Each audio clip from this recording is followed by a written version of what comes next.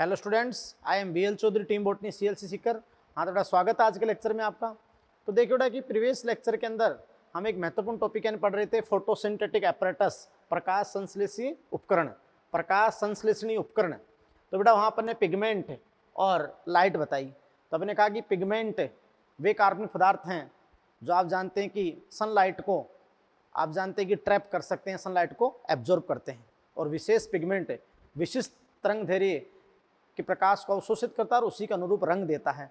अपने वहाँ पर बड़ा अच्छे से देखो कि जो पिगमेंट्स के बारे में अध्ययन किया ऑक्सी प्रकाश संश्लेषियों में, तो वहाँ विभिन्न जो प्रकाश संश्लेषण में सहायक होते हैं उन पिगमेंट्स के बारे में पढ़ा। जैसे अपने पढ़ा क्लोरोफिल्स, यस। और फिर आपने कहा बेटा कि क्लोरोफिल्स के विविध रूप होते हैं, जैसे क्लोरोफिल ए, जो आप जानते हैं कि क्लोरोफिल ए यूनिवर्सल पिगमेंट है ना, सबसे मुख्य वर्णक है, सबसे ज़्यादा पाया जाने वाला वर्णक है। और जानते हो यूनिवर्सल यानी सभी ऑक्सी प्रकाश संश्लेषित सजीवों में उन हरे गंधक, बैंगनी गंधक यानी प्रकाश संश्लेषित जीवाणु को छोड़कर सभी के अंदर आप जानते हैं सभी ऑक्सी प्रकाश संश्लेषित सजीवों के अंदर क्लोरोफिल ए मौजूद होता है, तो यूनिवर्सल होता है, सबसे मुख्य वर्णक है। और क्लोरोफिल बी की तुलना में ज़्यादा होता है, 3:1 का अनुपात आपके सामने बताया अपन ने, यस बेटा। और आप समझ सकते हैं कि क्लोरोफिल ए का एक मॉलिक्यूल रिएक्शन सेंटर को भी निर्मित करेगा, तो इलेक्ट्रॉन प्रवाह में भाग लेता है। अच्छा, जो जीवाणु है प्रकाश संश्लेषण में आद्य क्लोरोफिल होता है बैक्टीरियो क्लोरोफिल। तो अपन ने जो भी क्लोरोफिल्स होते हैं उसके बाद में अपन ने सहायक वर्णक, जैसे क्लोरोफिल में भी बी सी डी, वो तो सहायक ही होते हैं। इसके अलावा अपन ने जैसे कैरोटिनॉइड्स, ये अपन ने बहुत इंपॉर्टेंट कैरोटिनॉइड्स है ना, कैरोटीन और जेंथोफिल। तो आप समझ सकते हैं कैरोटीन तो ओनली कार्बन हाइड्रोजन के और जेंथोफिल CHO के बने होते हैं। और आप जानते हैं कि ये सबसे इंपॉर्टेंट कैरोटिनॉइड्स जो प्रकाश संश्लेषण दक्षता को बढ़ाते हैं और व्यापक तरंगदैर्घ्य को उपलब्ध कराते हैं और फोटो ऑक्सीडेशन से बचाते हैं। ये एक शिल्ड मतलब कवच का काम करते हैं, नवजात ऑक्सीजन को ऑक्सीजन में बदल देते हैं, यस बेटा। तो ये आप समझ सकते हो कि कैरोटिनॉइड्स। और फिर आपने बात की फाइकोबिलिन्स, तो ये सारे वर्णकों के बारे में आपने पढ़ चुके थे जो प्रकाश संश्लेषण में विभिन्न प्रकाश संश्लेषित सजीवों के अंदर ये भाग ले सकते हैं। तो ये सारे आप पढ़ चुके थे। अब देखो वहाँ पर एक विशिष्ट वर्णक होता है, वो जनरली अपन बात रहे कि प्रकाश संश्लेषण में तो भाग नहीं लेता, लेकिन उसमें भी प्रकाश को एंट्रैप करने की, लाइट को एंट्रैप करने की क्षमता होती है, इसलिए अपन उसको वर्णकों के साथ ही पढ़ते हैं। तो फाइटोक्रोम, वो आपका क्या होता है बेटा, फाइटोक्रोम होता है। तो वहाँ ये रह गया था फाइटोक्रोम। तो देखो इसको मैं आपको समझा दूं क्योंकि आगे के चैप्टर्स में ये बहुत इंपॉर्टेंट होगा फाइटोक्रोम। तो ध्यान दीजिएगा बेटा, फाइटोक्रोम क्या है, यस बेटा। तो ये एक प्रोटीनीय है ना, प्रोटीनीय वर्णक है, प्रोटीनीय पिगमेंट है, यस बेटा। तो आप समझ रहे हैं कि यह एक प्रोटीनियसिस मतलब प्रोटीनीय, जिसको अपन बोलेंगे क्रोमोप्रोटीन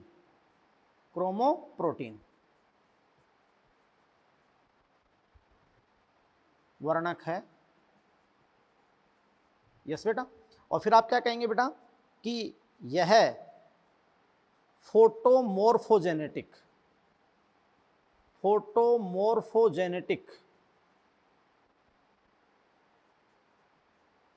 पिगमेंट है। अब समझे फोटोमोर्फोजेनेटिक पिगमेंट कैसे है कि ये प्रकाश को अवशोषित तो कर सकता है लेकिन प्रकाश संश्लेषण में ये भाग नहीं लेता है। ये आप जानते हैं कि फोटोमोर्फोजेनेटिक पिगमेंट होते हैं, अर्थात किसमें, फोटो लाइट को ले रहे, मोर्फो यानी किसी न किसी आकार, अंगों का किसी न किसी संरचना का विकास करने में है, यस बेटा। यानी आप जानते हैं कि ये प्रकाश आधारित पादप की, ऐसे अपन कहते हैं कि ये पादप की प्रकाश आधारित विकासीय प्रक्रियाओं में, प्रकाश आधारित विकासीय प्रक्रियाओं में भाग लेते हैं, है ना बेटा, कि पादप की प्रकाश आधारित विकासीय प्रक्रियाओं में, जैसे पादप के जीवन चक्र के दौरान प्रकाश पर डिपेंडेंट कुछ विकासीय प्रक्रियाएं होती है। जैसे मैं आपको बताऊंगा बेटा कि आवर्त बीजी पौधे जब न्यूनतम कायिक वृद्धि कर लेंगे आगे ग्रोथ फिजियोलॉजी में, तो न्यूनतम कायिक वृद्धि पर उनमें परिपक्व पत्ती आ जाएगी। परिपक्व पत्ती में फाइटोक्रोम होता है जो सनलाइट को एंट्रैप करेगा, सनलाइट को एब्जॉर्ब करेगा, और वो करते ही आप जानते हैं कि फाइटोक्रोम से वहाँ mRNA और फिर फाइटोक्रोम से वहाँ पर आपका बनेगा एक काल्पनिक हार्मोन फ्लोरीजन जो पुष्पन के लिए उत्तरदायी होगा। तो आ गया ना, प्रकाश आधारित विकासीय प्रक्रियाओं में भाग लेते हैं, है ना बेटा। तो देखो मैं आपको बता दूं कि आवर्त बीजी पादपों में, जैसे कि मैं एग्जांपल यहाँ बता दूं कि जो एंजियोस्पर्म में ये आवर्त बीजी पादपों में आ गया ना पुष्पन, फ्लावरिंग,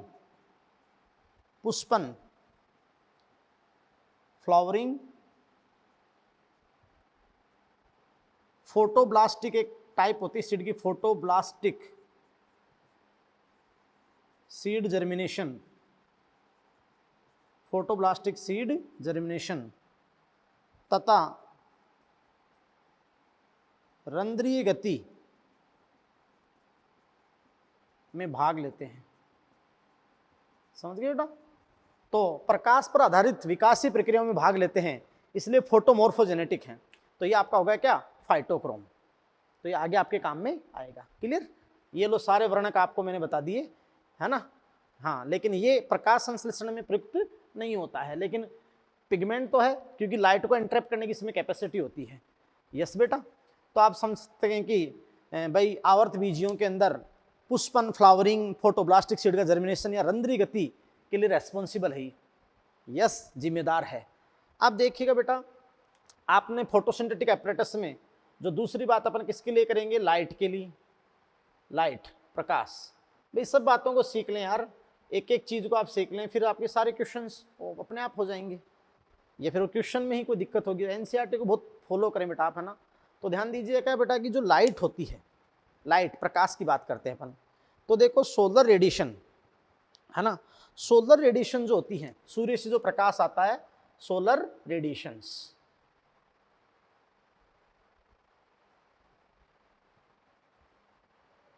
यानी बेटा सौर विकिरणें,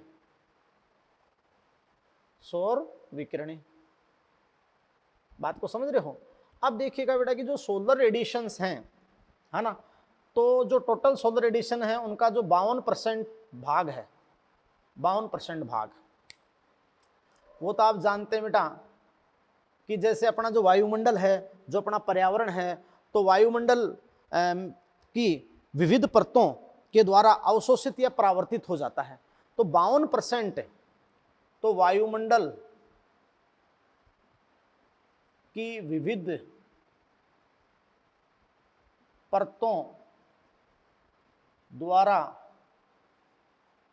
अवशोषित या परावर्तित हो जाता है। तो बेटा जो टोटल इंसिडेंट सोलर रेडिएशन है, ISR, है ना, तो आप जानते हैं कि वायुमंडल की विविध परतों के द्वारा अवशोषित या परावर्तित कर दिया जाता है। जैसे आप जानते हैं कि ओजोन है वो यूवी रेज को एब्जॉर्ब करती है, फिर वापस परावर्तित कर देती है।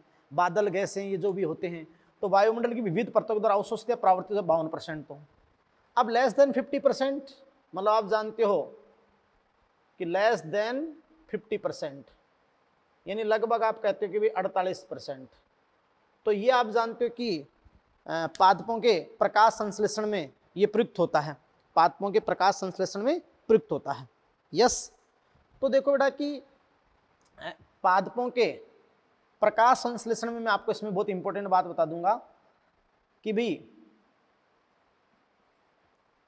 पादपों के प्रकाश संश्लेषण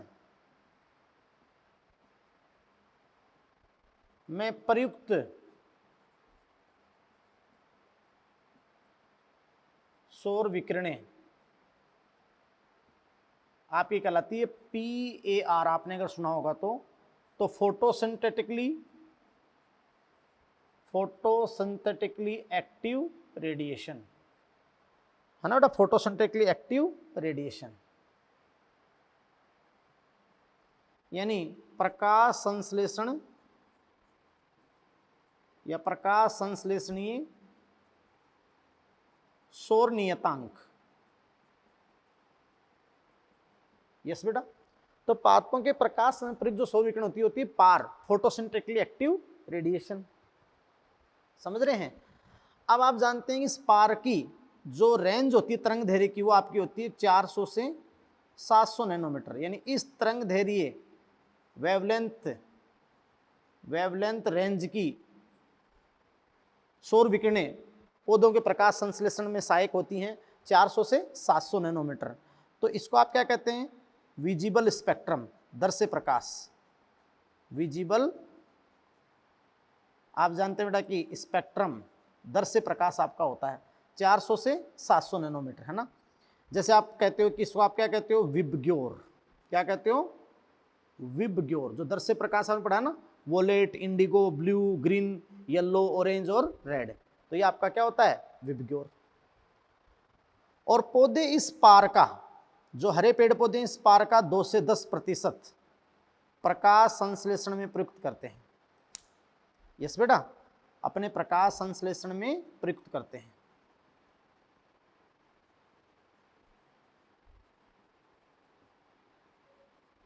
समझ रहे हो बेटा?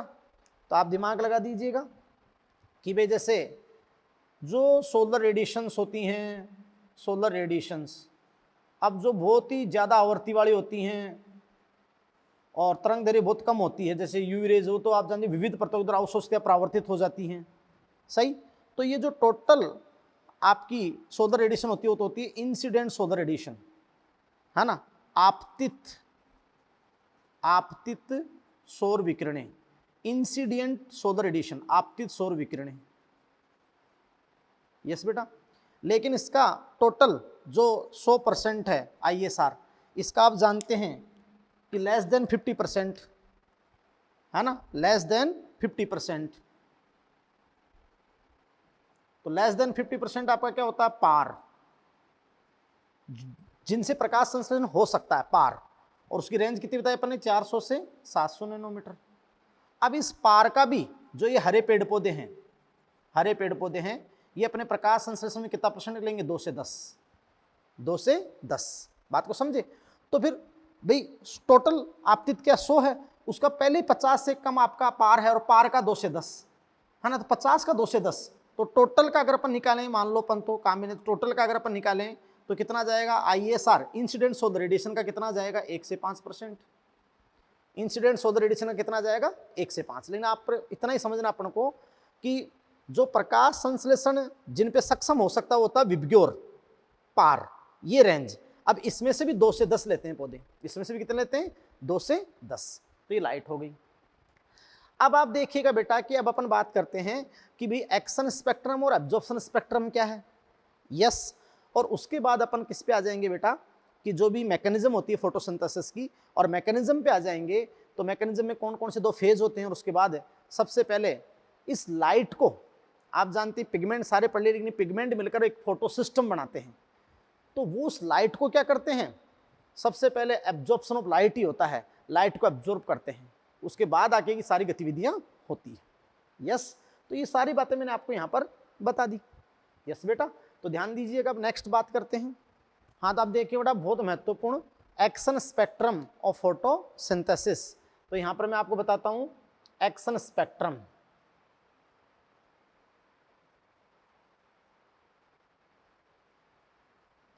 यानी आप जानते हैं कि प्रकाश संश्लेषण का क्रियात्मक स्पेक्ट्रम।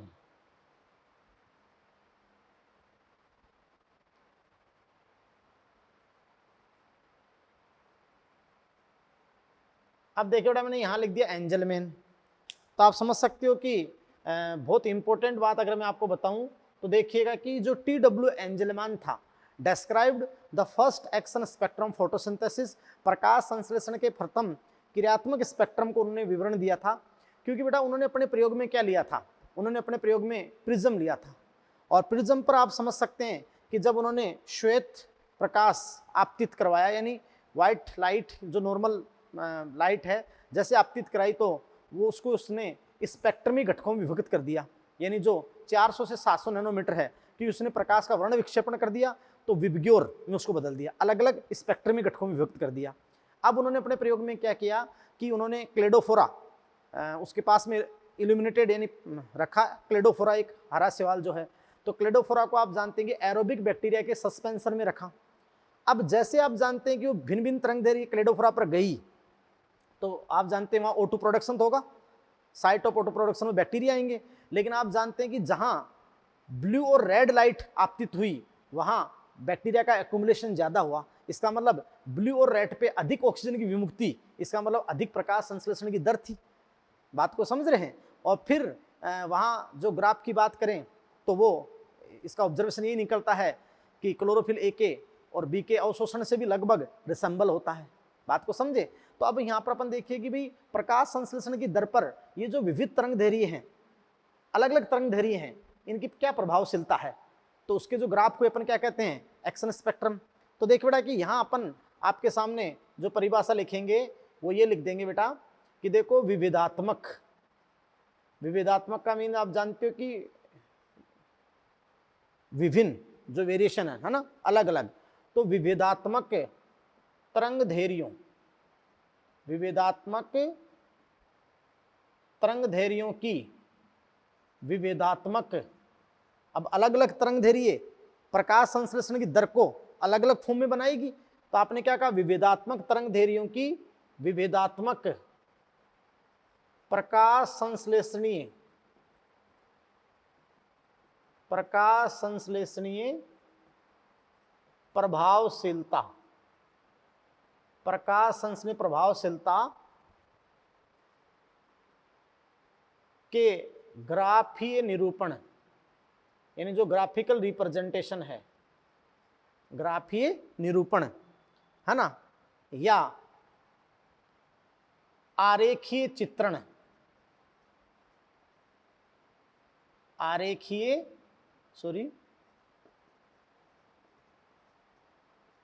आरेखीय चित्रण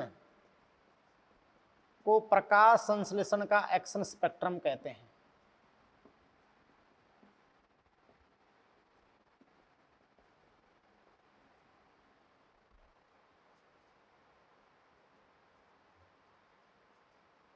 एक्शन स्पेक्ट्रम कहते हैं।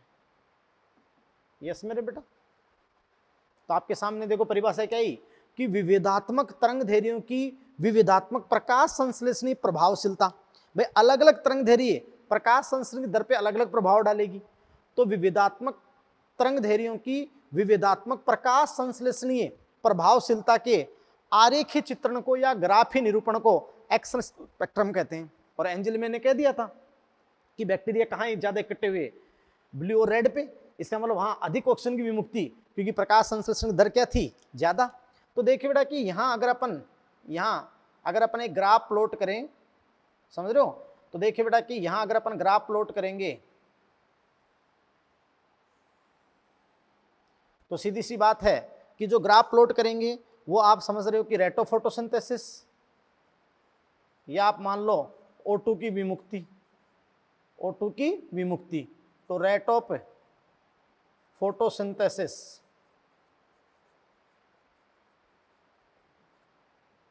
या अपन कहें बेटा कि O2 की विमुक्ति, O2 की विमुक्ति। और यहाँ देखिएगा अपन यहाँ अपन लाइट ले लेते हैं, जैसे मान लो कि 400 नैनोमीटर, यस। फिर अपन बात करते हैं जैसे 500 नैनोमीटर, फिर अपन बात करते हैं जैसे 600 नैनोमीटर, यस बेटा। और फिर आप जानते हैं कि 700 नैनोमीटर, 700 नैनोमीटर। तो यहाँ अपन बात कर रहे हैं 700 नैनोमीटर। अब देखो बेटा कि इनके अंदर अगर अपन ग्राफ प्लॉट करें, यस, तो ग्राफ प्लॉट आप अगर करेंगे तो बहुत ही इंपॉर्टेंट बात मैं आपको बताऊंगा, है ना बेटा। ध्यान दीजिएगा कि जैसे यहाँ अगर आप ग्राफ प्लॉट करेंगे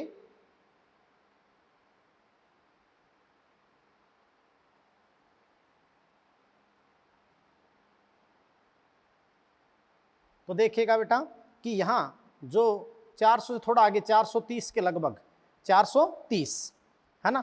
और फिर आप जानते हो कि 700 के पास यानी आपका रेड है ना। तो ध्यान दीजिएगा कि ब्लू और रेड पे रेट ऑफ फोटोसिंथेसिस क्या है, बहुत अच्छे से है। ब्लू और रेड पे रेट ऑफ फोटोसिंथेसिस आप समझ रहे हैं कि बहुत ही अच्छे से है ना। तो ब्लू और रेड पे अधिक ऑक्सीजन की विमुक्ति, क्योंकि अधिक प्रकाश संश्लेषण की दर है। तो ये तो आपका क्या हो गया, प्रकाश संश्लेषण का एक्शन स्पेक्ट्रम। जो आपको एनसीईआरटी का जो डायग्राम है बै, यानी वहां 13 पॉइंट जो डायग्राम आपके एनसीईआरटी के दे रखे हैं वहां पर बै जो डायग्राम है, ये एक्शन स्पेक्ट्रम हो गया। सही। अब देखिएगा अपन यहां पर जो नेक्स्ट पढ़ते हैं वो उसके बारे में अपन, यानी वो क्या पढ़ते हैं बेटा अपन, एब्जॉर्प्शन स्पेक्ट्रम। एब्जॉर्प्शन स्पेक्ट्रम यानी बेटा अवशोषण स्पेक्ट्रम।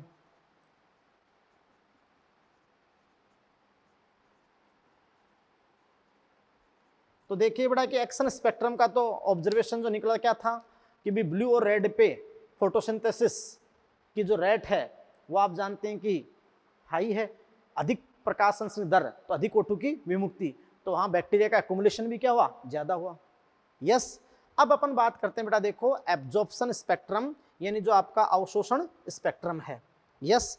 तो अवशोषण स्पेक्ट्रम क्या है इसके बारे में आपको समझाता हूं। अब आप ध्यान दीजिएगा वहां पर कि देखो बेटा कि जो अलग अलग वर्णक है, ये अलग अलग वर्णकों का अवशोषण होगा। तो तुम्हें पता है बेटा कि एक विशिष्ट वर्णक विशिष्ट तरंग दैर्घ्य के प्रकाश को अवशोषित करता है। बात को समझे, वो उसकी रासायनिक प्रकृति कारण, जो अपने आपको क्लोरोफिल ए के मॉलिक्यूल की संरचना बताई थी, तो जैसे अपन ने क्लोरोफिल ए के अंदर और बी में क्या फर्क बताया कि सेकंड पायरोल रिंग के थर्ड कार्बन पे CH3 की जगह CHO होगा, तो बी थोड़ा भिन्न हो गया रासायनिक रूप से, है। ऐसे अपन बात करें बेटा कि सी में फाइटोल नहीं थी, तो बहुत सारे जो CH3 ऐसे ग्रुप नहीं होते, तो फाइटोल नहीं थी। बात को समझ रहे हैं। ऐसे आप जानते कैरोटिनॉइड में कुछ प्योरली हाइड्रोकार्बन थे जो आपके कैरोटीन थे, और जो आप जानते हैं कि जेंटोफिल थे वो CHO यौगिक थे। तो उनकी भिन्न भिन्न रासायनिक प्रकृति होती है। तो देखिए कि अवशोषण स्पेक्ट्रम बेटा क्या होता है कि विविधात्मक वर्णकों के द्वारा, यानी अलग अलग वर्णकों के द्वारा, तो बहुत इंपॉर्टेंट लाइन लिखूंगा, विविधात्मक वर्णक। ये मैं आपको पहले ही सत्यापित कर चुका हूं कि प्रकाश संश्लेषण में कोई एक वर्णक नहीं है, कई वर्णक हैं। और क्लोरोफिल एक मॉलिक्यूलर रिएक्शन सेंटर के अलावा अन्य जितने भी वर्णक हैं, और क्लोरोफिल बी भी है या साथ में सी है या फिर अन्य कैरोटीन जेंथोफिल कुछ भी, तो सहायक वर्णक हैं। बात को समझे। तो देखो विविधात्मक वर्णकों के द्वारा, विविधात्मक वर्णकों के द्वारा विविधात्मक तरंग दैर्घ्यों, यस बेटा, विविधात्मक वर्णकों के द्वारा विविधात्मक तरंग दैर्घ्यों के विविधात्मक अवशोषण, विविधात्मक अवशोषण। इन वर्डों से आप क्या क्या समझे, मैं आपको समझा देता हूं कि विविधात्मक वर्णक, अलग अलग वर्णक जो थे, प्रकाश संश्लेषण में जितने प्रकार वर्णक थे, विविधात्मक तरंग दैर्घ्य जो अलग अलग स्पेक्ट्रमी घटक का प्रकाश था, उसके विविधात्मक अवशोषण, है ना, अवशोषण के आरेखीय चित्रण को या ग्राफीय निरूपण को, आरेखीय चित्रण को अवशोषण स्पेक्ट्रम कहते हैं, अवशोषण स्पेक्ट्रम कहते हैं। यस बेटा, क्लियर है।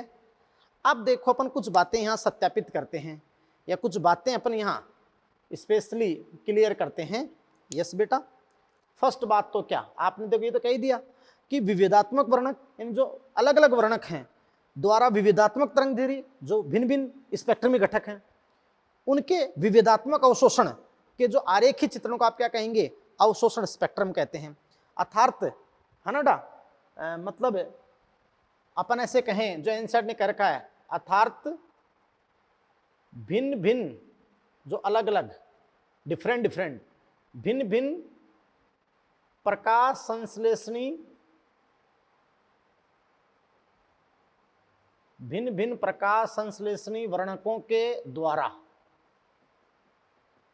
अब भिन्न भिन्न प्रकाश संश्लेषणी वर्णकों को ब्रैकेट में कुछ लिख देते हैं, जैसे आपके सामने क्लोरोफिल ए था, क्लोरोफिल बी, है ना बेटा, और जैसे अपन बात रहे कि कैरोटिनॉइड्स, कैरोटीन या जेंटोफिल, तो आप जानते हो कि भिन्न भिन्न प्रकाश संश्लेषी वर्णकों, तो आपने क्या लिख दिया, chlorophyll A B and carotenoid के द्वारा, है ना, के द्वारा भिन्न भिन्न यानी अलग अलग भिन्न भिन्न तरंग दैर्घ्य के प्रकाश को या तरंग दैर्घ्य के प्रकाश के अवशोषण का ग्राफीय निरूपण, ग्राफीय निरूपण अवशोषण स्पेक्ट्रम कहलाता है बेटा। क्या कहलाता है बताओ? अवशोषण स्पेक्ट्रम कहलाता है। यस बेटा। अब देखो यहां कई क्वेश्चन उठते हैं, जैसे वहां एनसीईआरटी का जो डायग्राम फर्स्ट है वहां पर क्लोरोफिल ए का अलग ग्राफ दे रखा है, क्लोरोफिल बी का अलग दे रखा है और कैरोटीनॉइड का अलग दे रखा है। यस बेटा। तो आप जानते हैं कि अलग अलग वर्णक अलग अलग तरंग दैर्घ्य के प्रकाश को एब्जॉर्ब करता है ना। और आप जानते हैं कि ये जो अलग अलग तरंग दैर्घ्य के प्रकाश को क्यों अवशोषित करता हो, इन अवशोषण की विविधता आप जानते हैं वर्णकों की विभेदात्मक रासायनिक प्रकृति के कारण होती है। तो आप क्या कहेंगे बेटा? अवशोषण की यह विविधता प्रकाश संश्लेषी वर्णकों की विविधात्मक रासायनिक प्रकृति के कारण होती है। तो बेटा आपको बताया नहीं मैंने कि भाई अलग अलग वर्णक की अलग अलग रासायनिक प्रकृति होती है, समझे? अलग अलग का अलग अलग आणविक सूत्र होता है। तो आप जानते हैं कि अलग अलग प्रकार के स्पेक्ट्रम ग्रेन उसी को एब्जॉर्प्शन करेगा और उसी को पीक बनाएगा अपनी। तो आपको अच्छे से जो फर्स्ट डायग्राम उसके अंदर क्लोरोफिल ए का अलग, बी का अलग और ये सारी बात आपको दे रखी है बेटा, है ना। और आप जानते हैं बेटा कि प्रकाश संश्लेषी वर्णक, बहुत इंपॉर्टेंट बात लिखता हूं, प्रकाश संश्लेषी वर्णक वे जटिल कार्बनिक पदार्थ हैं या वे कार्बनिक पदार्थ हैं, वे कार्बनिक पदार्थ हैं जो किसी विशिष्ट तरंग दैर्घ्य के प्रकाश को अवशोषित करते हैं।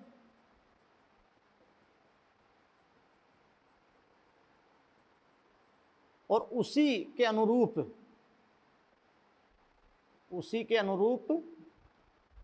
रंग प्रदान करते हैं या रंग निकालते हैं। बात क्या समझ रहे हो? जैसे आपने बताया था बेटा कि क्लोरोफिल ए ब्लूइश ग्रीन या bright green, chlorophyll B yellow green. Yes. Carotenoid में आपने बताया था कि कैरोटीन येलो ऑरेंज, और जो आप जानते हैं कि ज़ैंथोफिल येलो। यस बेटा। तो प्रकाश संश्लेषी वर्णक वे कार्बनिक पदार्थ जो किसी विशिष्ट तरंग दैर्घ्य के प्रकाश को अवशोषित करते हैं, उसी के अनुरूप रंग प्रदान करते हैं।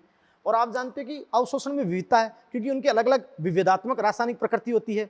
तो फिर आप जानते हो कि वो विभेदात्मक वर्णकों के द्वारा विभेदात्मक तरंग दैर्घ्यों के विभेदात्मक अवशोषण आपका होता है।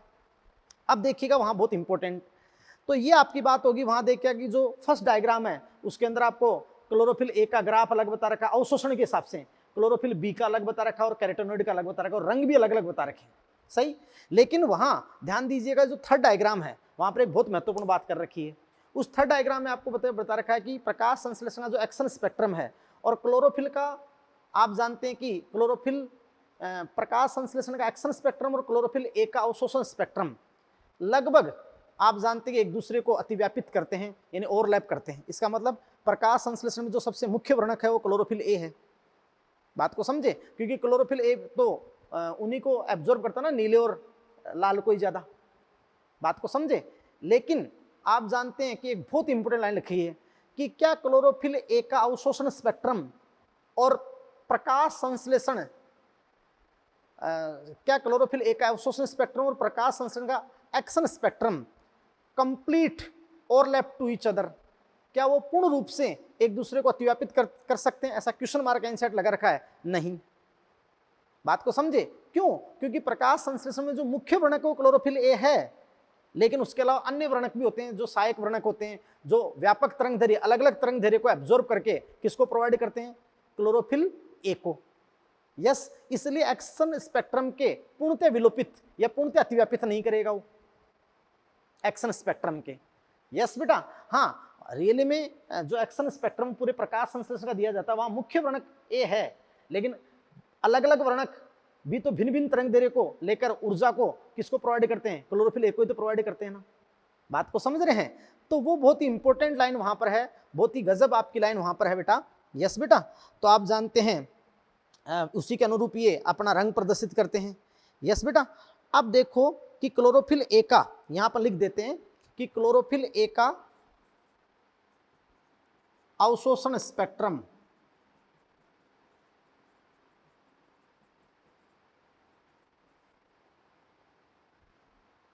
प्रकाश संश्लेषण के क्रियात्मक स्पेक्ट्रम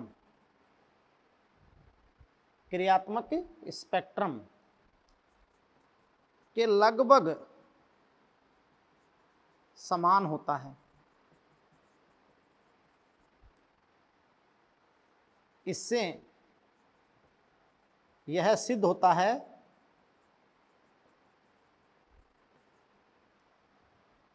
कि प्रकाश संश्लेषण में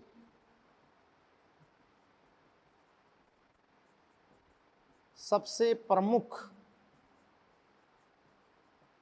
वर्णक क्लोरोफिल ए है। यस बेटा, लेकिन वो पूर्ण रूप से एक दूसरे को अतिव्यापित नहीं करते हैं, है ना, complete overlap to each other, यानी पूर्ण रूप से एक दूसरे को अतिव्यापित नहीं करते हैं। ये अच्छा क्वेश्चन भी है, 1 to 1 ओवरलैप है ना, लेकिन वे पूर्णतया एक दूसरे को अतिव्यापित नहीं करते हैं।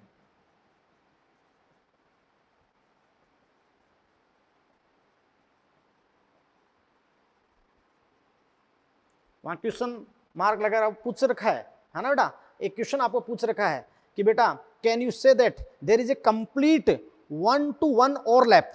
क्या आप ये कह सकते हैं कि there is a complete 1 to 1 overlap, यानी पूर्ण अतिव्यापन, है ना, between absorption spectrum of chlorophyll A and action spectrum of वो फोटोसिंथेसिस, एक्शन स्पेक्ट्रम फोटोसिंथेसिस। तो आप क्या कहेंगे? नहीं, वो कंप्लीट एक 1 to 1 ओवरलैप यानी पूर्णतः एक दूसरे को अतिव्यापित नहीं करते हैं। इससे क्या निष्कर्ष निकलता है? इससे निष्कर्ष निकलता है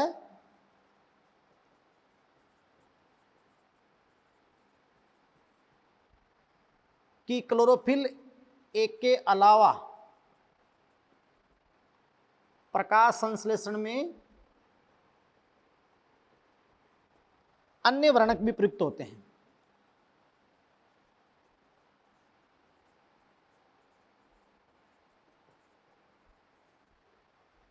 जिन्हें आप सहायक वर्णक कहते हैं।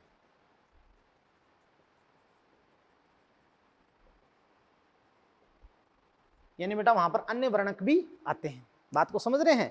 तो ये सारी लाइनें आपकी क्लियर। वहां आप तीनों ग्राफ का बहुत दिमाग से आप ध्यान करना कि अगर अलग अलग का अवशोषण देखें तो अलग अलग का ग्राफ आ जाएगा, है ना। और अगर अपन बात करें ओवरऑल फोटोसिंथेसिस एक्शन देखें तो आप जानते हो ब्लू और रेड पे अधिकतम, यानी ए का अवशोषण और एक्शन को साथ मिलाएं तो लगभग ओवरलैप, लेकिन पूर्णतः नहीं। इसका मतलब ए मुख्य वर्णक है, लेकिन उसके अलावा भी कुछ वर्णक प्रयुक्त होते हैं, उसको आप क्या कहते हैं? सहायक वर्णक कहते हैं। तो ये बात आप बहुत अच्छे से उसको कर लें बेटा।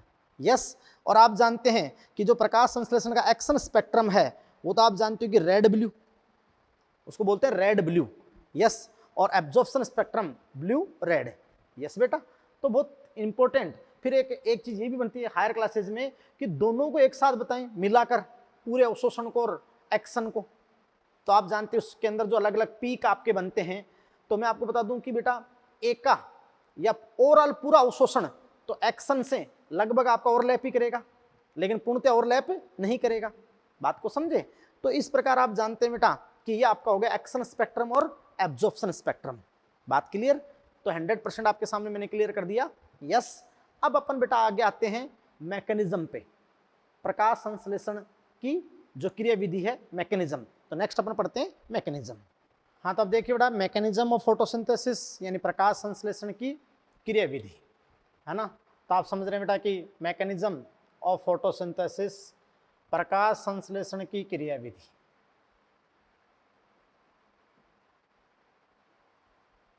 तो अब आराम से समझिएगा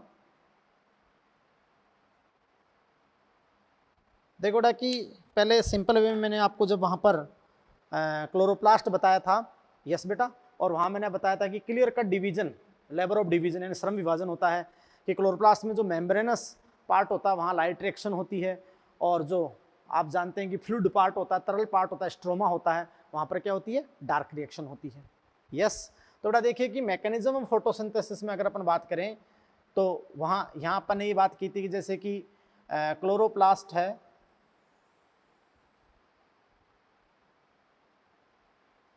यस बेटा, तो आप जानते हैं कि क्लोरोप्लास्ट जो यूकेरियोट में है वो दोहरी झिल्ली कोशिकांग है, ये लो जी, ये तो आप समझ सकते हो कि उसकी आउटर मेम्ब्रेन और इनर मेम्ब्रेन हो गई।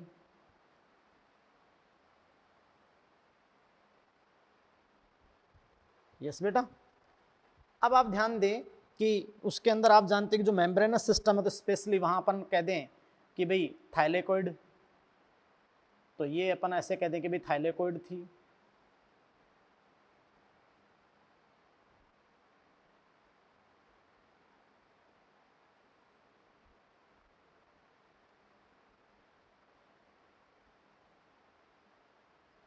तो यहाँ अपन बात रही कि जैसे पिगमेंट, जो पिगमेंट सिस्टम होते हैं भी बताएंगे आगे। तो आप जानते हैं कि बेटा ये सबसे पहले आप जानते हैं कि एब्जॉर्प्शन ऑफ लाइट, यानी लाइट का एब्जॉर्प्शन होगा, तो भाई वही आप जानते हैं कि फिर लाइट का एब्जॉर्प्शन होगा अलग अलग वेवलेंथ का, और फिर एक्साइटेशन होगा, आप समझ रहे हैं कि रिएक्शन सेंटर से इलेक्ट्रॉन इमिट होगा, विभिन्न वाहकों में गुजरेगा। यस, तो आप समझ रहे हैं बेटा कि आपकी लाइट रिएक्शन, तो देखो इस फोटोसिंथेसिस का जो फर्स्ट फेज है वो तो आपका क्या होगा बेटा, लाइट फेज या लाइट रिएक्शन, जो तो किस पार्ट में होगी, थाइलेकोइड भाग में। जो थाइलेकोइड लेमिली है, चाहे वो ग्रेना लेमिली हो या स्टोमा लेमिली, है ना, तो आप समझ रहे हैं कि मेनली लाइट रिएक्शन थाइलेकोइड जो है यानी ग्रेना लेमिली। यस, अब आप जानते हैं बेटा कि वो जो नॉन साइक्लिक फोटोफॉस्फोरेशन अपन आगे पढ़ेंगे उसमें इलेक्ट्रॉन वापस रिएक्शन सेंटर पे नहीं आएगा, तो वहाँ आप समझ सकते हैं कि वाटर का क्या होगा, फोटोलाइसिस, और वाटर का फोटोलाइसिस होगा तो क्या निकल जाएगी, O2, ऑक्सीजन रिलीज हो जाएगी। यस, और आप जानते हैं कि नॉन साइक्लिक में जो अंतिम इलेक्ट्रॉन है वो फिर आप जानते हैं NADP पे चला जाता है ना, PS सेकेंड से PS फर्स्ट से होते हुए NADP पे, तो NADP का रिडक्शन होता है, तो 100% रिडक्शन संभव है NADPH2, और प्रोटॉन प्रवणता बढ़ जाती है उस दौरान, तो फिर आप जानते हो कि आप फोस्फोराइलेशन होता है उसके थ्रू, आपकी जानते हैं ATP, और ये लाइट के कारण होता है, फोटोफोस्फोराइलेशन हो रहा है। यस, तो आप जानते हैं कि लाइट रिएक्शन के जो प्रोडक्ट बनते हैं फिर, तो लाइट रिएक्शन के आपके जो प्रोडक्ट बनते हैं वो क्या बनते हैं, ATP और NADPH2। यस, खैर अपन पूरी बड़े लेवल पे पढ़ेंगे भी आराम से, ये तो ऐसे आपको बता रहा हूँ मैं। अच्छा, अब जो आपका दूसरा पार्ट है तरल पार्ट, स्ट्रोमा, तो स्ट्रोमा में क्या होगा, डार्क रिएक्शन। तो डार्क रिएक्शन मतलब जो ये शक्तियाँ, ये जो स्वांगीकारी शक्तियाँ, ये जो पावर, आप जानते हैं कि ATP NADPH2 बन गए तो ये यूज होंगे, और यूज होंगे तो आप जानते हैं कि यहाँ CO2 जाएगा, और CO2 का रिडक्शन होगा तो आप जानते हैं कि PGL, है ना, फोस्फो, आप जानते हैं कि ग्लिसरल्डिहाइड 3 फॉस्फेट, है ना, PGL, और फिर आप जानते हैं बेटा कि इससे ग्लूकोज, और फाइनल प्रोडक्ट आपका क्या, सुक्रोज। तो ऐसे आप जानते हैं कि स्ट्रोमा में डार्क रिएक्शन, तो ये आपके सामने हुआ। खैर ये मैंने ऐसे ही आरेख आपके सामने बात कर ली। अब देखो इसको बड़े अच्छे लेवल पे स्टेप्स को सबको अपन पढ़ेंगे। यस बेटा, तो ध्यान दीजिएगा, सबसे पहले अपन यहाँ बात करते हैं कि जैसे फोटोसिंथेसिस में ओवरऑल आपके समझ में आया कि पहले आपको पता होना चाहिए कि क्या क्या होता है। तो बेटा देखो कि फोटोसिंथेसिस में, प्रकाश संश्लेषण में, तो फोटोसिंथेसिस में फर्स्ट ऑफ ऑल तो 2 फेज होते हैं। एक आपका होता है लाइट फेज, या अपन बोलते हैं लाइट रिएक्शन, यानी प्रकाशिक अभिक्रिया या प्रकाशिक प्रावस्था, सही। और एक आपका होता है बेटा क्या, डार्क फेज। क्या होता है बताओ, डार्क फेज, है ना, यानी अप्रकाशिक।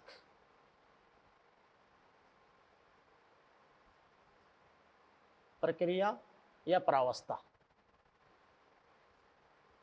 अच्छा, ऐसे मत समझ लेना कि डार्क फेज अंधेरे में होता है, ऐसा कुछ नहीं है। बस डायरेक्ट डिपेंड नहीं हो सनलाइट पे, है ना। लाइट रिएक्शन में जो प्रोडक्ट बनेंगे ना उनको यूज करेगा, तो इनडायरेक्ट तो डिपेंड हो ही गया। बात को समझ रहे हैं। खैर, अब आप जानते हैं कि लाइट फेज हो गया और डार्क फेज हो गया, है ना। आप समझ रहे हैं बेटा कि देखो इस लाइट फेज को अपन दो प्रारूप में से एक बार बता देते हैं। यस बेटा, दो प्रारूप इसके अपन बताते हैं। एक तो आपको बताते हैं अपन कि आपने कहा था फिजियोकेमिकल ये रिएक्शन है, तो बेटा अपन पहले तो बताते हैं फोटोफिजिकल फेज, यानी जो लाइट अभी तो एब्जॉर्ब होगी, तो फोटोफिजिकल फेज।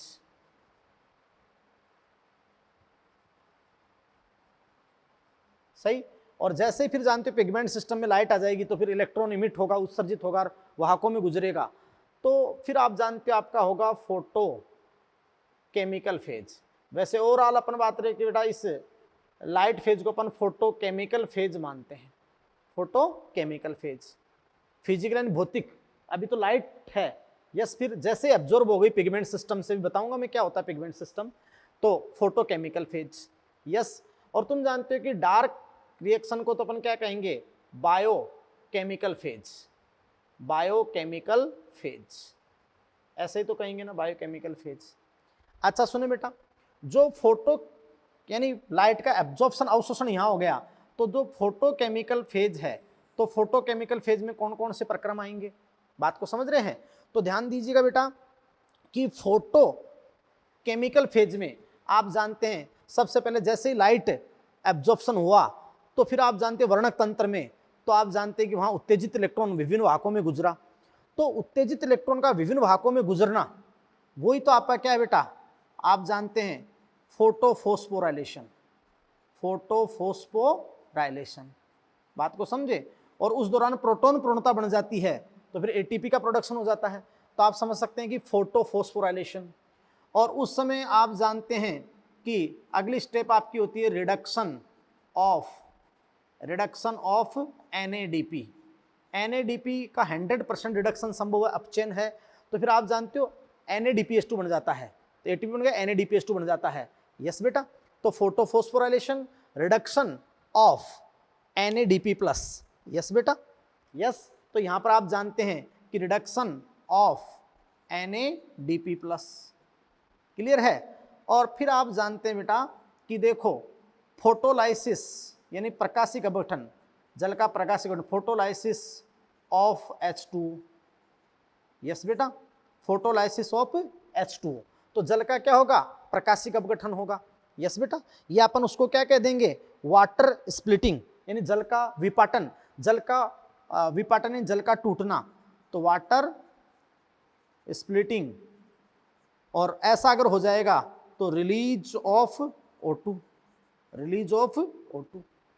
और फिर आप जानते हो कि फोटोफोस्फोराइलेशन से ATP बन जाएगा ये, और ये NADP का रिडक्शन होगा तो NADPH2 बन जाएगा। यानी ओवरऑल आप समझ सकते हैं कि formation of high energy chemical intermediate, यानी उच्च ऊर्जा रासायनिक मध्यवर्ती ATP और NADPH2, और ये ATP NADPH2 फिर कहाँ यूज होंगे, बायोकेमिकल फेज में। किसमें यूज होंगे बेटा, बायोकेमिकल फेज में। अच्छा, अब देखो बेटा कि इस फोटोसिंथेसिस की क्रिया विधि को करने के लिए फर्स्ट स्टेप जो आपका है वो है प्रकाश का अवशोषण, यानी प्रकाशिक अभिक्रिया। इस लाइट फेज को संपन्न कराने के लिए फर्स्ट जो आपका स्टेप है प्रकाश का अवशोषण, यानी लाइट का एब्जॉर्प्शन। अब बेटा लाइट के एब्जॉर्प्शन के लिए तुम जानते हो कि पादप के हरे भागों पर जो आप जानते हैं वर्णक तंत्र होते हैं, फोटो सिस्टम होते हैं, है ना। तो आप समझ रहे हैं कि वो फोटो सिस्टम लाइट का एब्जॉर्प्शन करेंगे। यस, तो उस फोटो सिस्टम क्या होते हैं, फोटो सिस्टम में क्या क्या भाग होते हैं वो बात करेंगे। फिर आप जानते हो कि जैसे ही लाइट का एब्जॉर्प्शन हो जाएगा, प्रकाश का एब्जॉर्प्शन, है ना, तो आप जानते हैं कि वो इलेक्ट्रॉन, उत्तेजित इलेक्ट्रॉन इमिट होगा वहाँ से, और फिर आप जानते हैं कि विभिन्न वाहकों में गुजरेगा, ETC इलेक्ट्रॉन ट्रांसपोर्ट चेन, तो उस दौरान प्रोटॉन पूर्णता बन जाएगी। फिर ATP फॉर्मेशन होगा, तो फोटोफोस्फोराइलेशन। यस बेटा, और आप समझ सकते हैं कि फोटोफोस्फोराइलेशन हो गया। यस, फिर आप जानते हैं कि वाटर स्प्लिटिंग यानी जल का प्रकाशिक अपघटन, और रिलीज ऑफ O2 का बनना, और पूरे लाइट के जो प्रोडक्ट बन जाएंगे ATP NADPH2, ATP NADPH2। Yes, तो देखिएगा कि इन चीज़ों के लिए अपन बात करें बेटा कि भाई जो आपके स्टेप्स हैं या जो बातें हैं उसके लिए आप अपन यहाँ अपन बात करेंगे किसकी, यानी कई सारे कॉम्प्लेक्सेस जो इस प्रक्रम में इन्वॉल्व होते हैं, सम्मिलित होते हैं कई सारे कॉम्प्लेक्सेस। तो अब अपन बात करेंगे कि वो कौन से कॉम्प्लेक्स, यानी फोटो सिस्टम क्या है। फोटो सिस्टम जो प्रकाश का क्या करते हैं, एब्जॉर्प्शन करते हैं। बात को समझ रहे हैं। तो मैकेनिज्म में अपन अब आएंगे किसके ऊपर बेटा, फोटो सिस्टम के ऊपर। बात को समझ रहे हैं। और फोटो सिस्टम क्या होते हैं, किस प्रारूप में है, उनके बारे में अपन अच्छे से पढ़ेंगे। यस, तो ध्यान दीजिए। हाँ, तो देखिए बेटा कि जो लाइट रिएक्शन है लाइट फेज है। यस, तो बहुत इंपॉर्टेंट बात बताते हैं अपन कि जो लाइट रिएक्शन है लाइट फेज है, ये आप जानते हो बेटा कि यह एक ऑक्सीडेशन प्रोसेस है। Oxidation process, it is an oxidation process, है ना, क्योंकि आप जानते हो किसका ऑक्सीडेशन होता है, H2, ऑक्सीडाइज्ड, ऑक्सीडाइज्ड। यस बेटा, तो आप समझ रहे हैं बेटा कि ऑक्सीडेशन रिएक्शन है या ऑक्सीडेशन प्रोसेस है। और कौन ऑक्सीडाइज होता है, H2। तभी तो आप जानते हैं ना O2 रिलीज होती है। यस बेटा, देखो साइट, स्थल क्या है इसके, तो स्थल आपके हैं थाइलेकोइड, थाइलेकोइड पार्ट। जैसे अपन कहें कि ग्रेना, स्पेशली अपन ग्रेना या ग्रेनम, ये अपन दें। यस, कंप्लीट की बात करें अपन, है ना बेटा। तो ध्यान दीजिएगा, फिर अपन ने क्या कहा था बेटा कि जो लाइट रिएक्शन है इसको अपन हिल रिएक्शन भी कहते हैं। यस बेटा, ऑल्सो कॉल्ड अपन बात रहे कि फोटोकेमिकल फेज और हिल रिएक्शन, है ना। इसको अपन क्या कहते हैं, फोटोकेमिकल रिएक्शन, इसे फोटोकेमिकल रिएक्शन या हिल रिएक्शन भी कहते हैं। क्योंकि बेटा हिलने है ना, एक वहाँ एक्सपेरिमेंट है वो मैं बता भी दूंगा कि क्लोरोप्लास्ट को आइसोलेटेड कर लिया था और बीकर के अंदर वहाँ जो हाइड्रोजन ग्राही CO2 तो ली नहीं थी और कोई कृत्रिम फेरिसाइनाइड वो ले लिए थे। और वहाँ फिर आप जानते हो कि बायोकेमिकल तो हो नहीं सकती डार्क, तो क्योंकि बिना एंजाइम के वो तो फर्तक अगर आप क्लोरोप्लास्ट को कर लोगे तो वो नहीं हो पाएगी बिना सेल सिस्टम के। तो वहाँ क्लोरोप्लास्ट फर्तक रूप में लाइट रिएक्शन हुई थी, वाटर का फोटोलाइसिस हुआ तो O2 वहाँ पर रिलीज हुई थी। यस, और फिर वाटर का फोटोलाइसिस जो हाइड्रोजन रिलीज हुए वो जो फेरिसाइनाइड वो है, हाइड्रोजन ग्राही है, उसने प्राप्त किए थे, तो हिल रिएक्शन।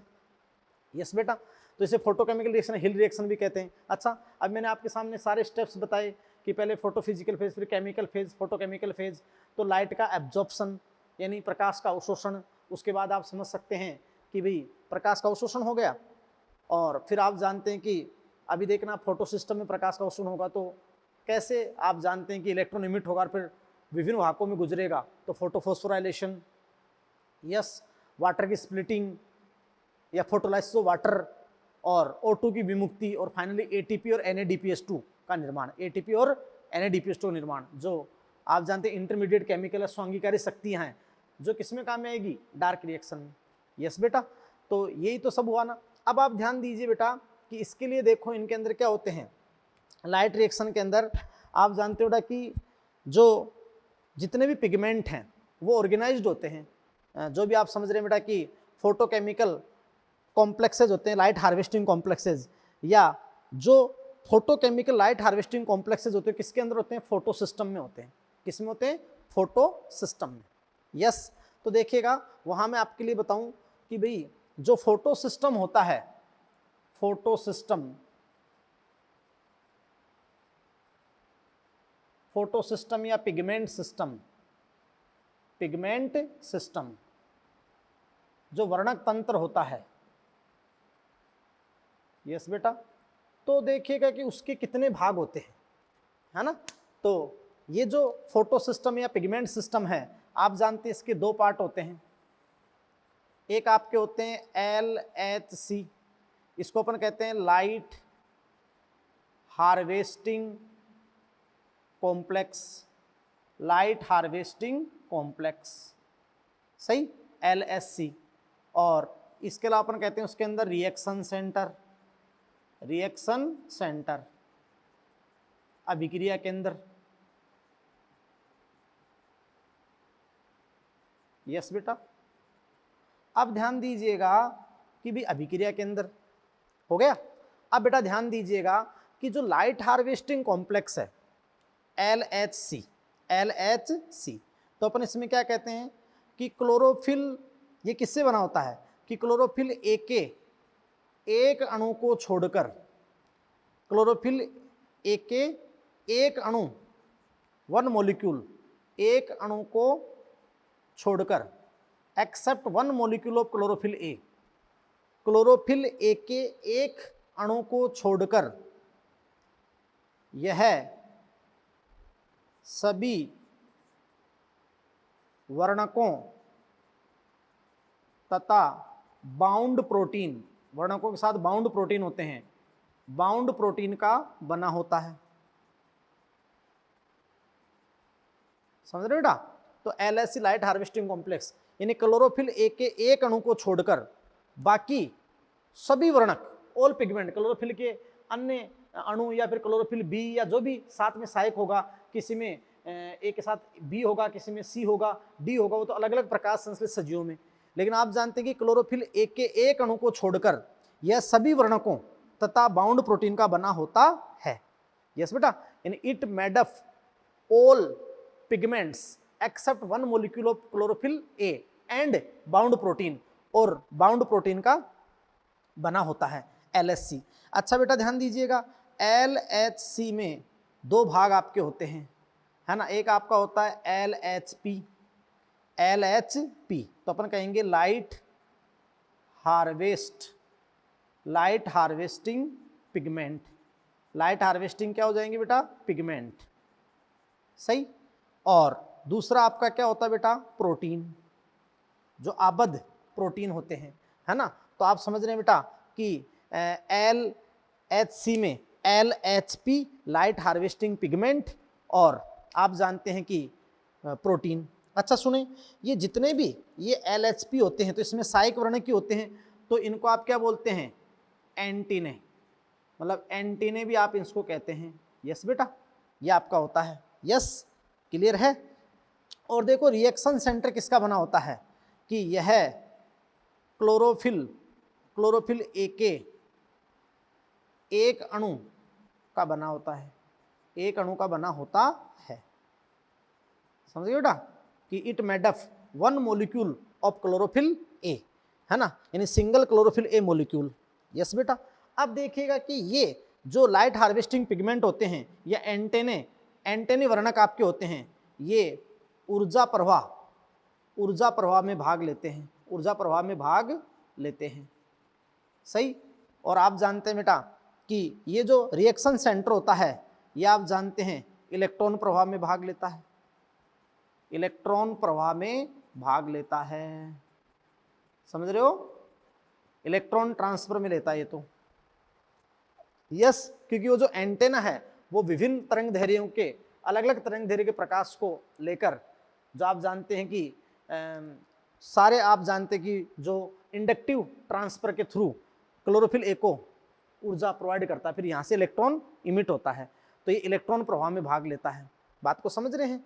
ये बात आपकी हो गई। तो देखिए बेटा कि बहुत इंपॉर्टेंट बात मैं आपको बताता हूँ कि यहाँ जैसे मैं आपको बता दूँ कि जो पिगमेंट होते हैं ना, वर्णक, वो संगठित होते हैं ऑर्गेनाइज्ड इन टू फोटोकेमिकल, यानी अगर अपन दो प्रकाश रासायनिक लाइट हार्वेस्टिंग कॉम्प्लेक्स होते हैं, और ये जो लाइट हार्वेस्टिंग कॉम्प्लेक्स होते हैं ना, ये दोनों light harvesting complex photo system PS first और PS सेकंड के अंदर ही होते हैं, with in the photo system.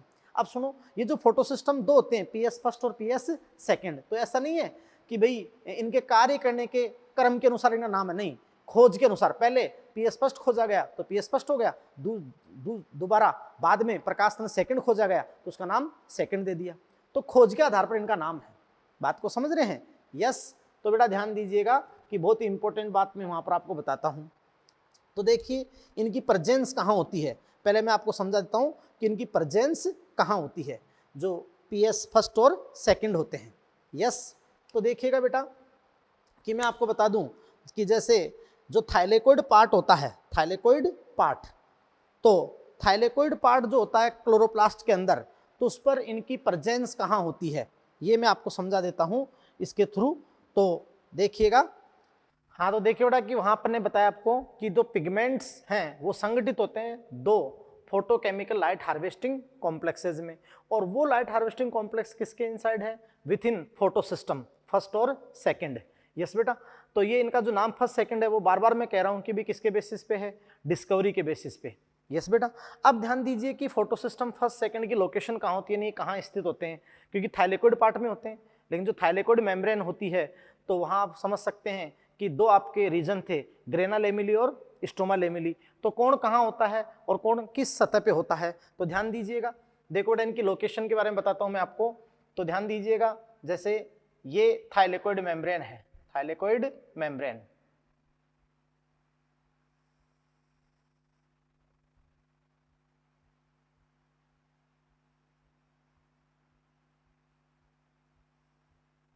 थोड़ा देखिएगा कि ये थाइलेकोइड मेम्ब्रेन है, और ये थाइलेकोइड मेम्ब्रेन में आप शो कर रहे हैं लिपिड की बाइलेयर को, लिपिड की बाइलेयर को।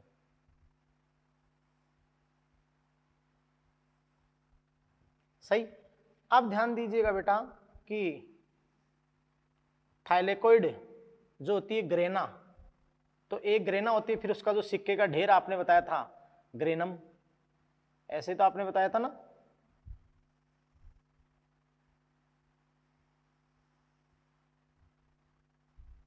यस, और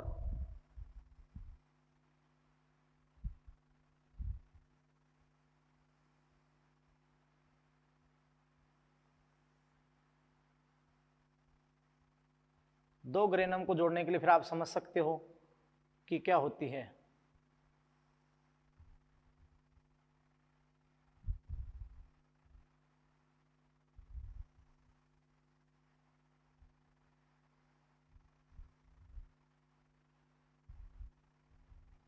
सही। अब आ जाओ यहां पे, देखो बेटा ये तो आपकी है grana, grana lamellae, grana lamellae. Yes बेटा, या ग्रेना थाइलेकोइड ग्रेना लेमिली, और ये तुम समझ सकते हो कि ये आपकी है स्ट्रोमा लेमिली, स्ट्रोमा लेमिली।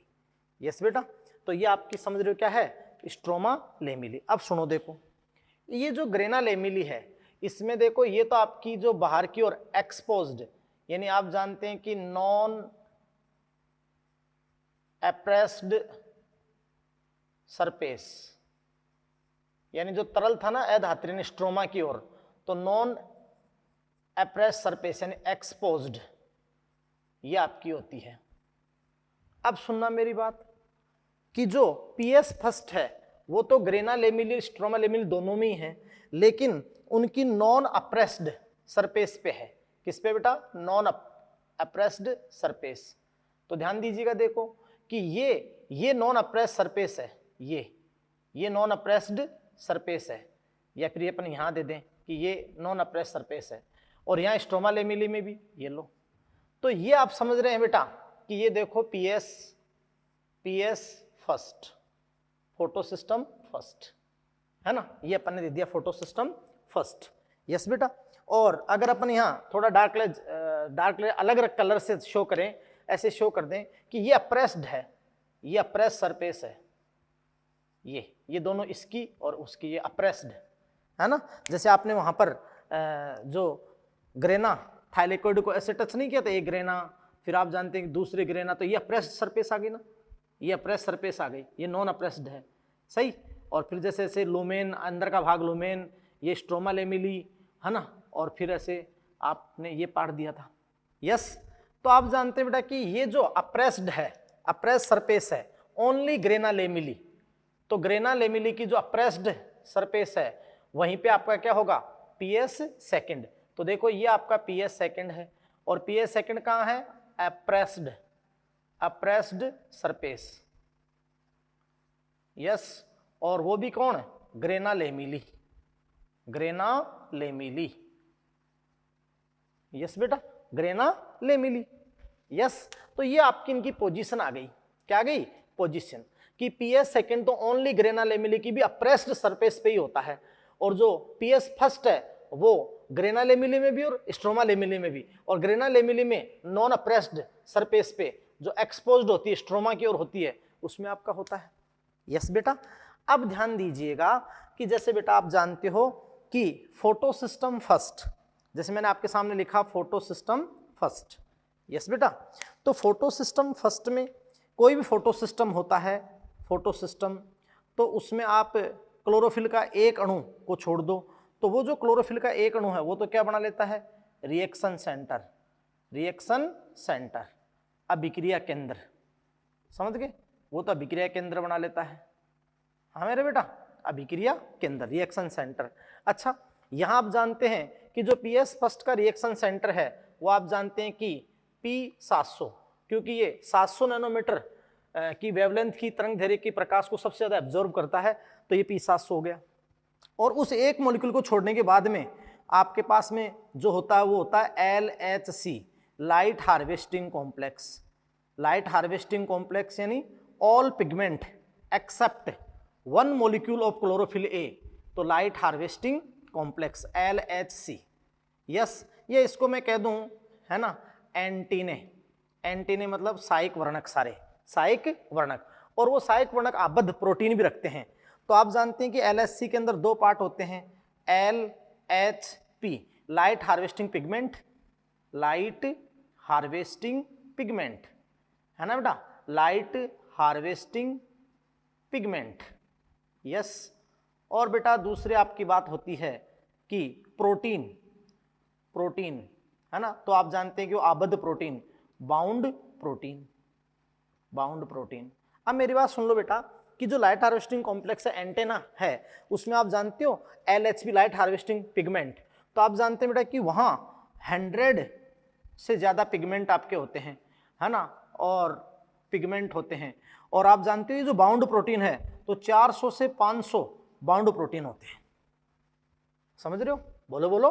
अब ध्यान दीजिएगा, ऐसे आप बना दीजिएगा बेटा, यहां देखिएगा कि भी PS सेकंड, फोटोसिस्टम सेकंड, तो फोटोसिस्टम सेकंड में आप समझ सकते हैं वही आप जानते हैं बेटा कि रिएक्शन सेंटर, तो रिएक्शन सेंटर पे तो क्लोरोफिल का एक मॉलिक्यूल, अभिक्रिया केंद्र पे तो है ना रिएक्शन सेंटर, तो क्लोरोफिल ए का एक मॉलिक्यूल।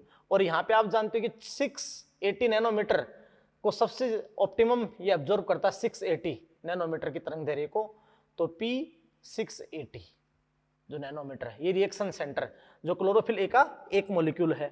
और वही दूसरा आप जानते हैं कि इसके अंदर क्या आ जाएगा, LHC, तो इसमें बार बार लिखने की जरूरत नहीं है, लाइट हार्वेस्टिंग कॉम्प्लेक्स, मतलब जो antenna molecule antenna pigment, all pigment, एक क्लोरोफिल एक अणु को छोड़ के, तो उसके अंदर जितने भी पिगमेंट है तो वह तो आपके हो जाएंगे लाइट हार्वेस्टिंग पिगमेंट LHP, और बाकी आपके क्या हो जाएंगे, प्रोटीन। यस, आप जानते हैं कि 100 से ज्यादा जो पिगमेंट होते हैं। यस, और ये 400 to 500 आपके बाउंड प्रोटीन होते हैं। क्या होते हैं, बाउंड प्रोटीन। यस बेटा, बोलो बोलो। अब ध्यान दीजिएगा कि आप यहीं पे एक टेबल बना दो, और उस टेबल के अंदर बेटा आप आराम से, मतलब इसका आप समझ रहे हो कि यहाँ पर आप देखो टेबल बना दो, और टेबल में आराम से आप यहाँ डिफरेंस दे दो। यहाँ पर मैं बता देता हूँ कि देखो टेबल बना दो, टेबल में आराम से डिफरेंस दे दो, किस किस के बीच, फोटोसिस्टम फर्स्ट और फोटोसिस्टम सेकंड के बीच। तो देखो मैं यहाँ पे लिख दूँ PS फर्स्ट, और यहाँ पे लिख दूँ मैं PS सेकंड। बात को समझ रहे हैं।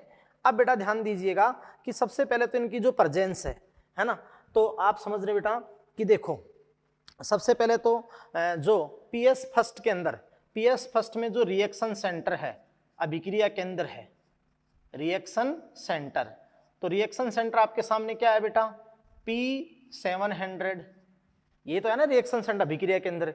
और PS सेकंड के अंदर जो रिएक्शन सेंटर है, जो अभिक्रिया केंद्र है, वो आप समझ रहे हैं कि भी P680, ये तो है ना आपके पास में अभिक्रिया केंद्र P680।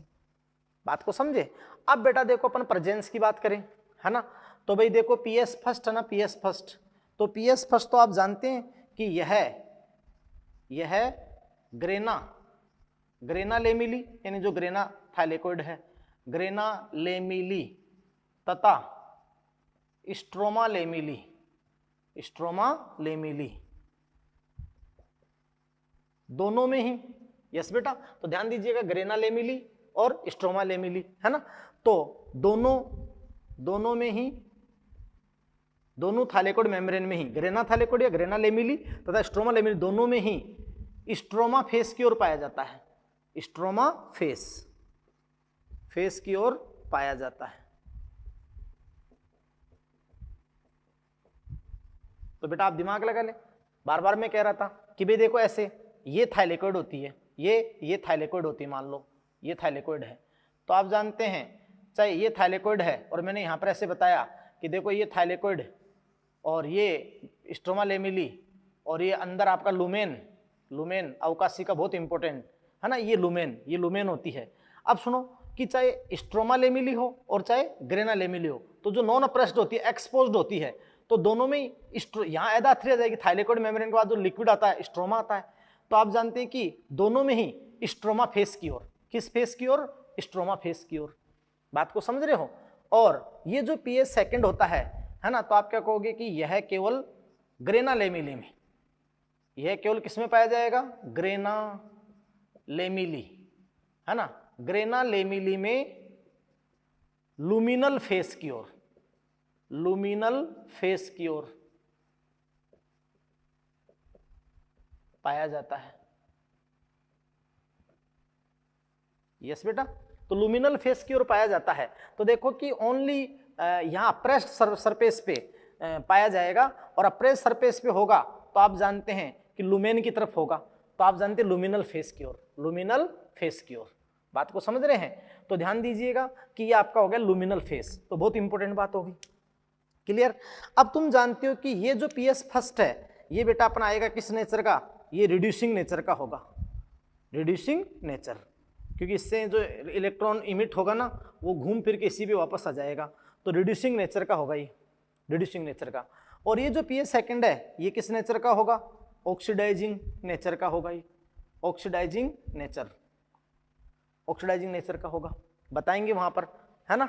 अब आप ध्यान दीजिएगा कि बेटा देखो ये जो पीएस फर्स्ट है, पीएस फर्स्ट, तो यहाँ आप जानते हो वहां मैं समझाऊंगा ओईसी, ऑक्सीजन इवोल्विंग कॉम्प्लेक्स।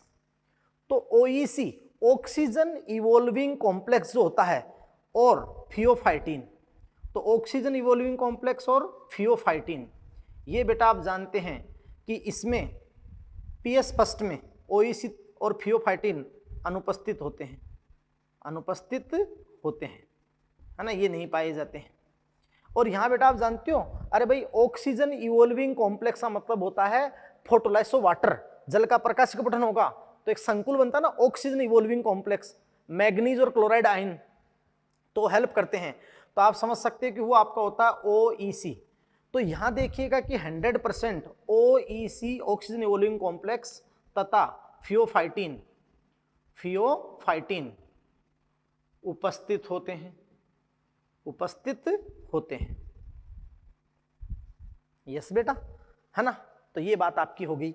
अब ध्यान दीजिएगा ये जो पीएस फर्स्ट है, पीएस फर्स्ट, ये तो आप जानते हो कि यह आगे जब फोटोफॉस्फोराइलेशन होगा, जब इलेक्ट्रॉन इमिट होकर रिएक्शन सेंटर से विभिन्न वाहकों में गुजरेगा, उस दौरान तो प्रोटॉन पूर्णता बनेगी, एटीपी बनेगी, और फिर आप जानते हो जल का प्रकाशिक पठन होगा, NADPS2 बनेगा, है ना। तो आप जानते हैं कि यह साइक्लिक, चाहे चक्रीय, है ना, साइक्लिक तथा नॉन साइक्लिक, नॉन जो अचक्रीय है, साइक्लिक तथा नॉन साइक्लिक फोटोफॉस्फोराइलेशन में भाग लेता है। सही, दोनों में ही भाग लेता है ये।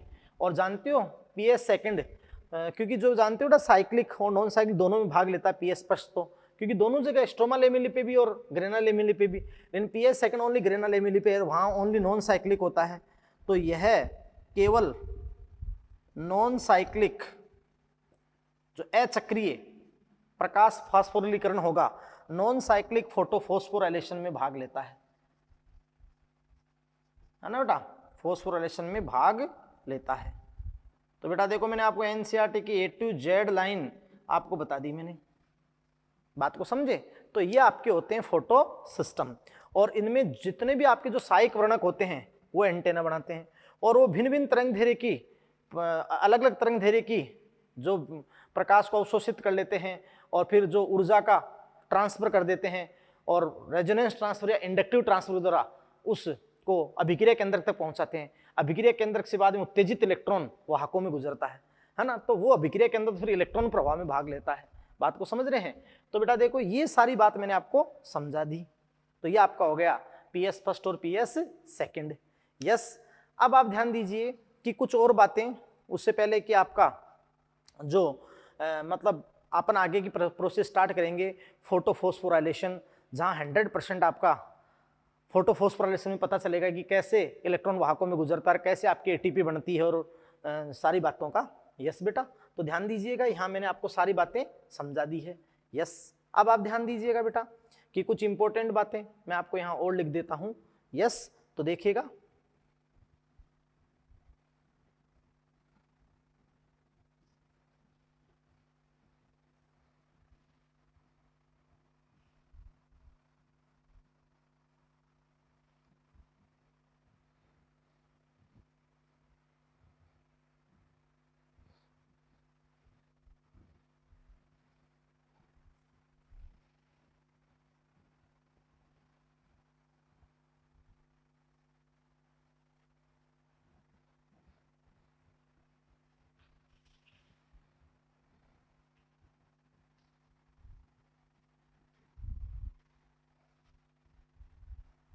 और बेटा ए टू जेड लाइन आपको एनसीईआरटी के एक वर्ड आपको क्लियर करें, थोड़ी थ्योरी ज्यादा लिखा रहे हैं तो मैं पूरी भाषा का ध्यान रख रहा हूँ, एक एक लाइन का ग्रामर भी आपको पूरे, ऐसा नहीं कि भी केवल चीजों को समझा दी। हो सकता है आपको बड़ा वीडियो देखते हो इंटरेस्ट लगे, लेकिन जब आप रिवीजन करोगे ना नोट्स बहुत सहायक होंगे, इसलिए हर आदमी एक एक लाइन लिखना भी, और फिर एनसीईआरटी की एक एक शब्द को पढ़कर समझने की कोशिश करना बेटा।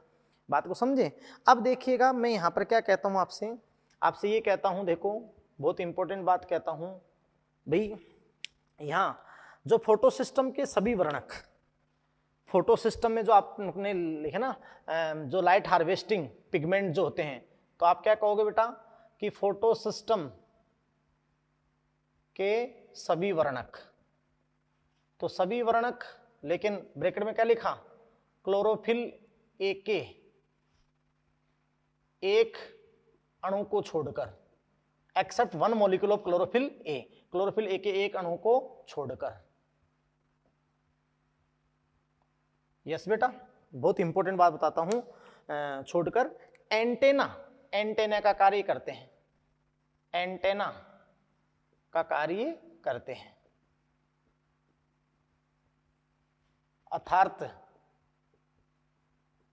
Light harvesting pigment. यस बेटा, और जो सारे के सारे क्या होते हैं, सहायक वर्णक होते हैं। क्या होते हैं बताओ, सहायक वर्णक। यस बेटा, अब आप जानते हो, ये जो आप जानते हो कि जो LSC है, इसमें आप जानते हो कि जो एंटेना यानी जो सहायक वर्णक है, तो आप समझ रहे हो बेटा कि देखो विभिन्न तरंग दैर्ध्य के, विभिन्न तरंग दैर्ध्य के, अलग अलग तरंग दैर्ध्य के प्रकाश को अवशोषित करके, यस बेटा, प्रकाश को आप जानते हैं बेटा कि अवशोषित करके क्वांटम एनर्जी को, जो भी आपकी एनर्जी होती है क्वांटम एनर्जी, तो क्वांटम एनर्जी को रिएक्शन सेंटर तक पहुंचाते हैं, अभिक्रिया केंद्र तक, रिएक्शन सेंटर तक पहुंचाते हैं। यस बेटा, रिएक्शन सेंटर तक पहुंचाते हैं क्वांटम एनर्जी को, है ना, और वो इंडक्टिव ट्रांसफर ही होता है बेटा, है ना, बहुत इंपॉर्टेंट। और आप जानते हैं कि रिएक्शन सेंटर तक पहुंचाते हैं, है ना, और आप जानते हैं कि जिससे प्रकाश संश्लेषण की दक्षता बढ़ती है,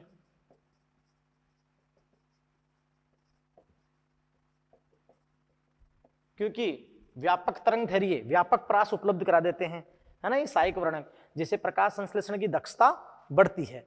फिर रिएक्शन सेंटर आप जानते हैं, फिर जो रिएक्शन सेंटर है RC है, रिएक्शन सेंटर, है ना, क्वांटम एनर्जी को यूज करके, क्वांटम एनर्जी को यूज करके इलेक्ट्रॉन मुक्त करते हैं, इलेक्ट्रॉन मुक्त करते हैं।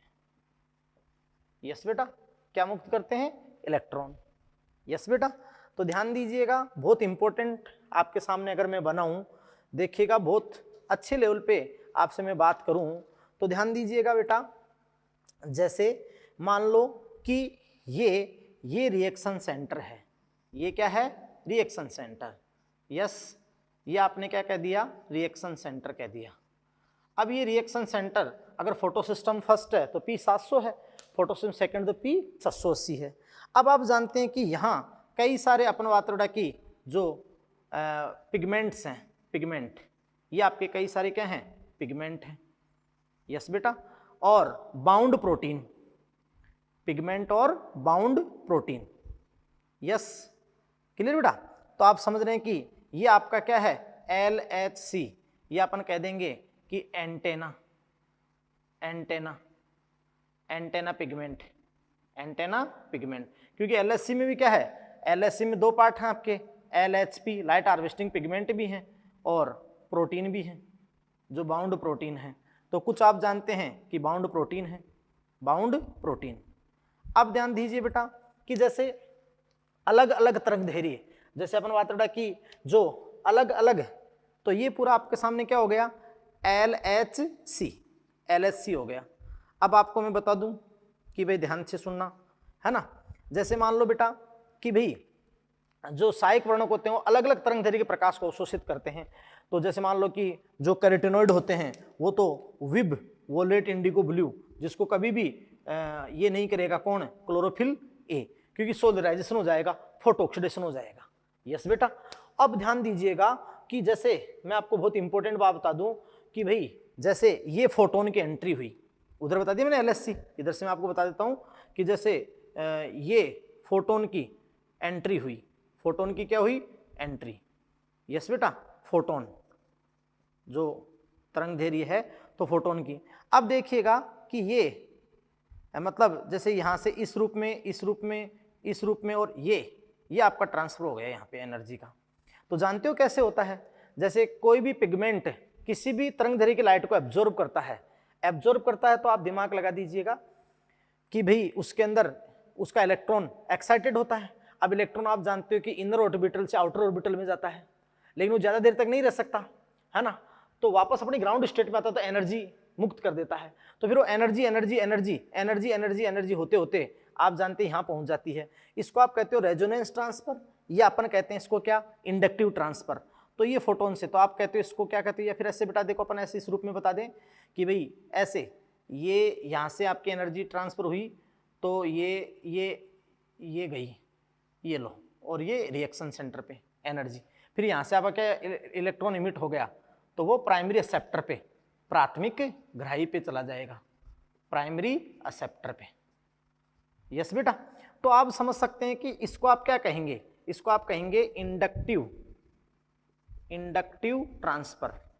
इंडक्टिव ट्रांसफर के थ्रू ऐसे एनर्जी चली जाती है, इंडक्टिव ट्रांसफर के थ्रू।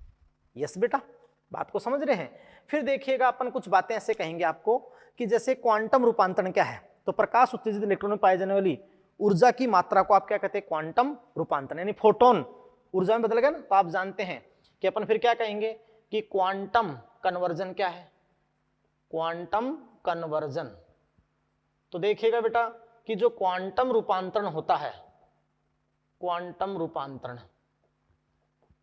तो देखो कि अपन क्या कहेंगे कि प्रकाश, बहुत इंपॉर्टेंट लाइन यहां पर अपन कहेंगे, पेन ले लेता हूं मैं, कि प्रकाश उत्तेजित इलेक्ट्रॉन में पाई जाने वाली ऊर्जा की मात्रा को क्वांटम रूपांतरण कहते हैं। प्रकाश उत्तेजित, जो एक्साइटेड था ना, प्रकाश उत्तेजित इलेक्ट्रॉन में पाई जाने वाली ऊर्जा की मात्रा को क्वांटम रूपांतरण कहते हैं।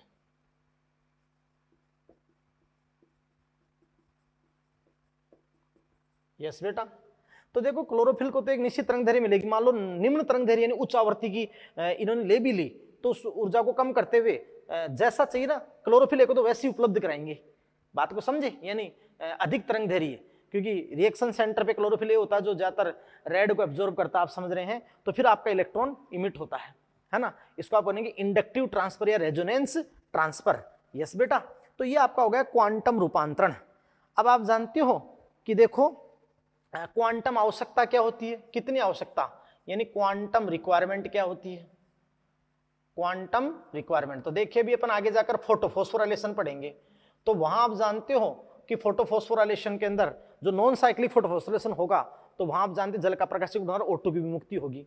तो जानते हो क्वांटम रिक्वायरमेंट क्या है, कि एक O2 मॉलिक्यूल एक ऑक्सीजन मॉलिक्यूल को मुक्त करने के लिए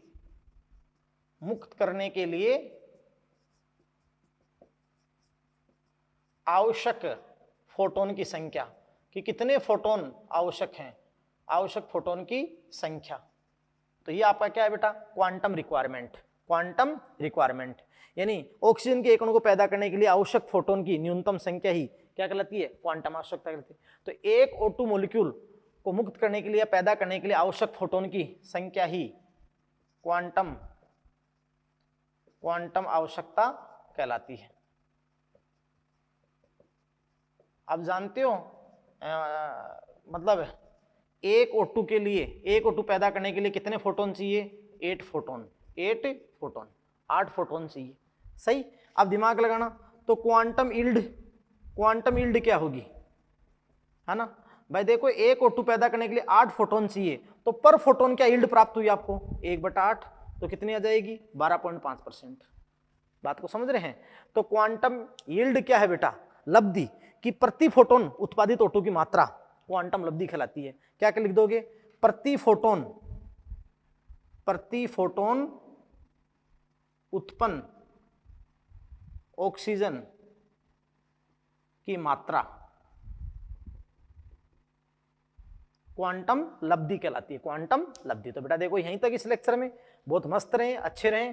और बेटा फोटोफॉस्फोराइलेशन पढ़ के आए, जो नॉन साइक्लिक साइकिल आपको दे रखा है। फोटोफॉस्फोराइलेशन के दौरान इलेक्ट्रॉन का प्रभाव होगा तो प्रोटॉन प्रवणता बन जाएगी, और यहाँ प्रकाश के कारण बनी है तो फोटोफॉस्फोराइलेशन हो जाएगा, तो एटीपी बनेगी। वहां ऑक्सीडेटिव फॉस्फोराइलेशन हुआ था, तो बढ़िया तरीके से यहाँ केमियोस्मोटिक थ्योरी भी दे रखी है एटीपी बनाने के लिए।